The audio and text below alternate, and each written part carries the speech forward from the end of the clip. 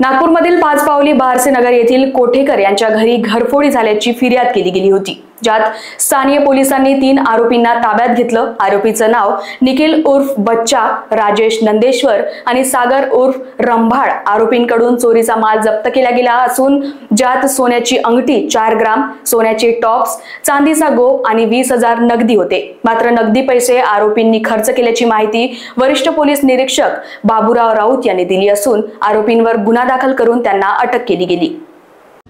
बरोबर आहे। बारसे नगर येथील कोठेकर यांनी फिर्याद दिली आहे। 22 ते 29 तारखेदरम्यान ते बाहेर गावाला गेले होते। दरम्यान घरफोडी झाल्याची खबर 29 तारखेला मिळाली, तर त्याचा गुन्हा दाखल करून तपास सुरू केला। तांत्रिक सहाय्याने गुप्त बातमीच्या माध्यमाने एक पाचपावली एरियातच आरोपीला ताब्यात घेतले। निखिल उर्फ बच्चा, राजेश नंदेश्वर, पाचपावलीचं आहे बारसे नगरचं, आणि दुसरं एक सागर उर्फ मंडला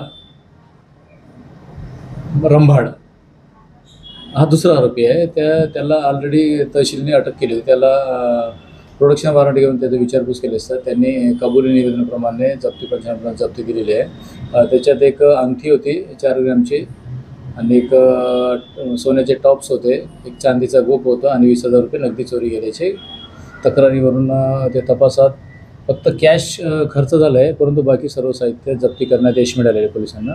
त्याच्यात हवालदार नाना भोगे आणि इम्रान मेनेवार, गगन यादव, संतोष शेंद्रे या पथकाने ही जी उत्कृष्ट कामगिरी केलेली आहे आणि आरोपी सध्या PCR मध्ये आहे। लोकवाहिनी मीडियासाठी विशाल बंबडवारची रिपोर्ट, नागपूर।